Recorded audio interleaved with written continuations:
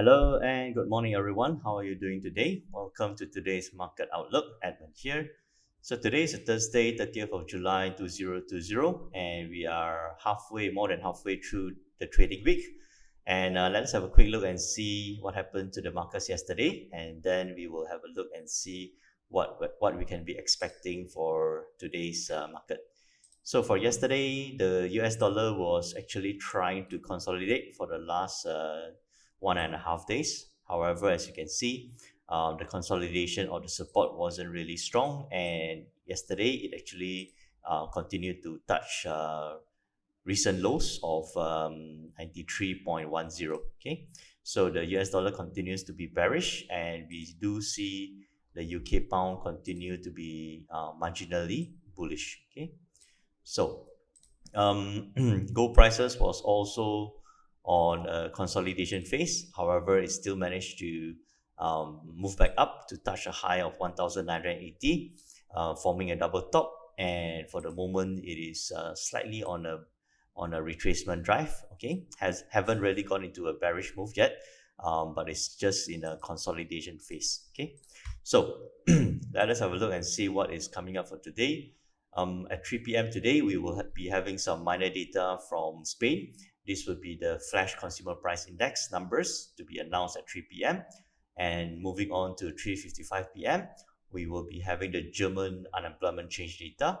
So for this German unemployment change numbers, markets are expecting the numbers to come in at 42,000 figure.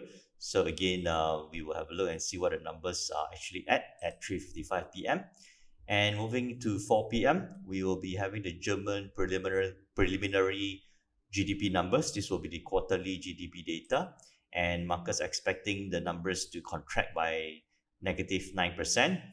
Again, if the numbers are not as bad as -9, technically that should be a positive result for the euro dollar. Okay, so another data coming out will be the Eurozone unemployment rate numbers.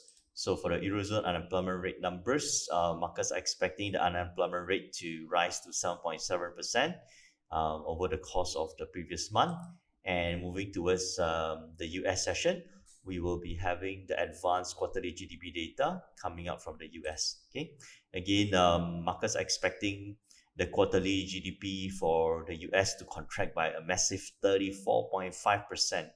Okay, over the previous 3 months due to the rise in COVID-19 cases again, which actually slowed down businesses and also to a certain extent increased unemployment numbers. Okay, so a massive negative 34% contraction in terms of quarterly GDP.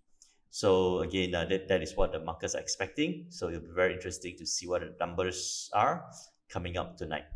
Again, at 8:30 p.m., we will be having the US unemployment claims numbers. This time, tonight's numbers are expected to come in at 1.44 million US citizens filing for unemployment claims. And finally, we will be having the natural gas storage numbers coming out at 10:30 p.m. So again, the focus will be towards the US trading session, where we will expect markets to start forming chart patterns, volumes to be increasing, and certain price action to happen as early as 7 p.m. local Singapore and Malaysia time. Okay, so a quick look again, other events or data to watch out for. Firstly, of course, the US dollar remains very much bearish after touching a 2-year low of 93.10. And for yesterday, most of the economic data numbers, such as the US wholesale inventories and also US pending home sales numbers, was pretty decent. Okay, so for yesterday, most of the economic numbers or results was positive or beating market expectations. However, as you can see, the US dollar continues to be bearish, and it will possibly take another couple of days for the US dollar to try to stabilize before having some consolidation or retracements. Okay, so the main data, of course, yesterday was also crude oil inventories coming in at negative 10.6 million barrels. That means for the last seven days, crude oil inventories has shrunk by 10.6 million barrels. So theoretically, that will be positive for crude oil prices. However, we did not see crude oil prices moving up a lot.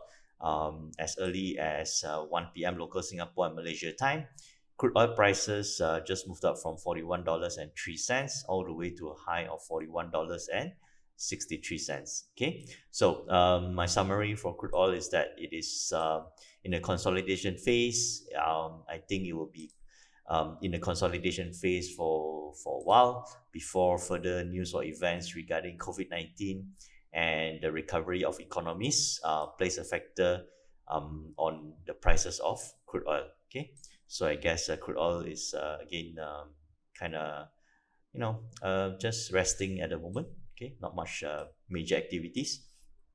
So let us have a quick look and see. Yesterday night, we had the FOMC statement and also press conference at 2 a.m. on Thursday morning, local Singapore and Malaysia time. The Federal Reserve maintained its key overnight interest rates at between 0 to 0.25%. And during the press conference, Federal Reserve Chairman Mr. Jerome Powell mentioned that the path forward for the economy is extremely uncertain, and also the recent spike in coronavirus cases in the US is starting to weigh on economic activities. So he also pointed out that the recovery of the economy is slowing. So this is notable ever since the economic data for the last 2 weeks or so has been mixed. Okay, so let us have a quick look at and see on the technical charts again. We saw just now that the US dollar is continuing to be bearish.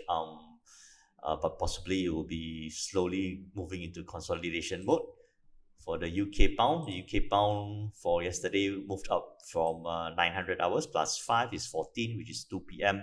local Singapore and Malaysia time. It moved up from 1.2917 to a high of 1.2974 within 2 hours, going up 56 pips. And towards the US trading session, it was a very tight trading range, and it touched a high of 1.3012 for a total move of 94 pips from 2 p.m. all the way until 2 a.m. Okay, so currently the UK pound is gone a bit quiet. It's pretty similar to the US dollar behavior.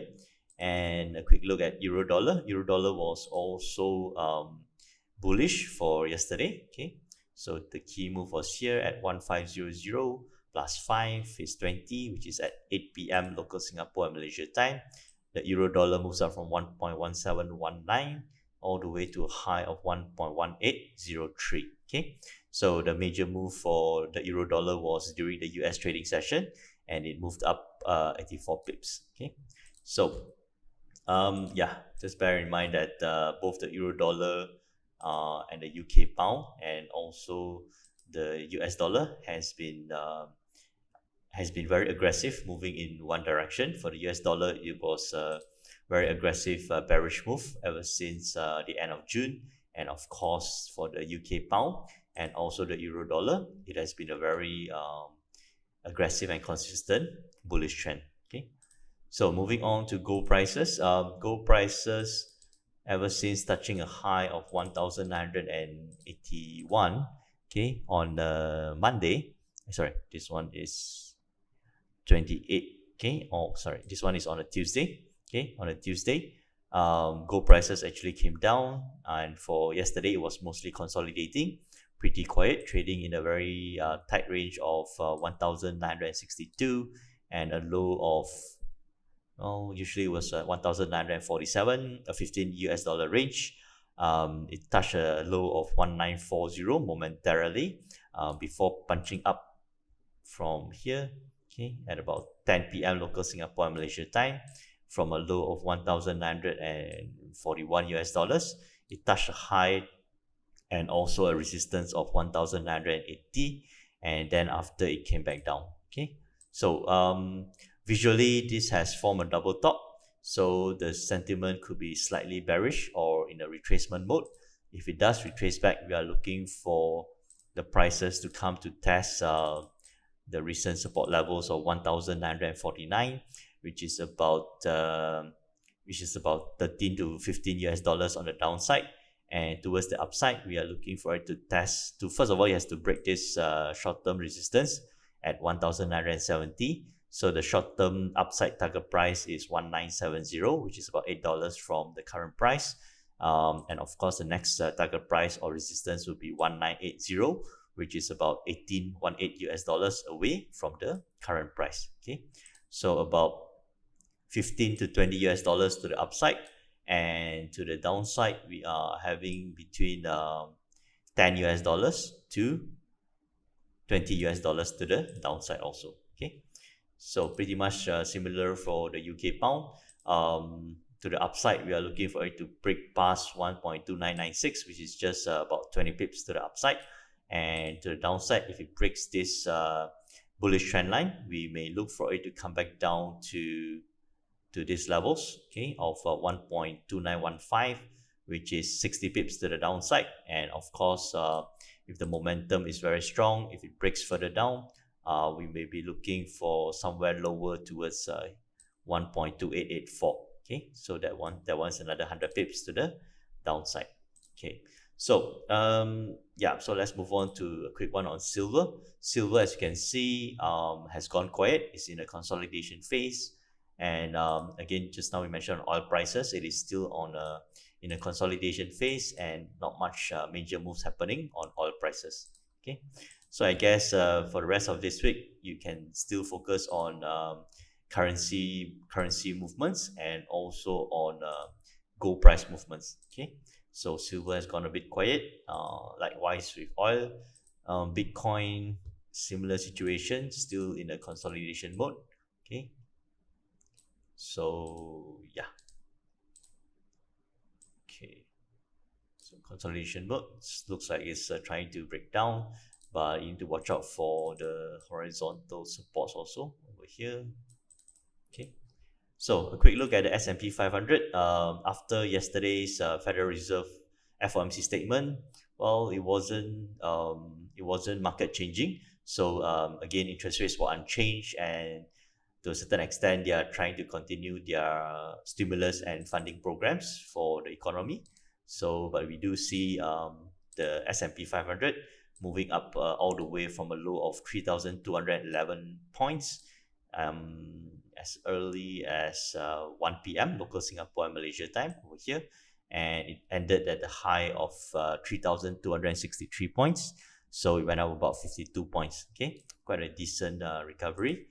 And again, the S&P 500 is still in a consolidation phase to the downside of 3,200 points. And to the upside, we are looking at a resistance of 3,284 points.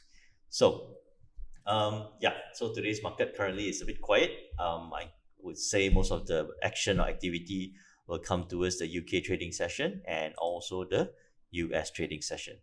So I hope you guys had a great trading week for the last 3 market days, and I hope you guys have a safe trading day today, and I'll see you again tomorrow. So thank you very much, and see you tomorrow.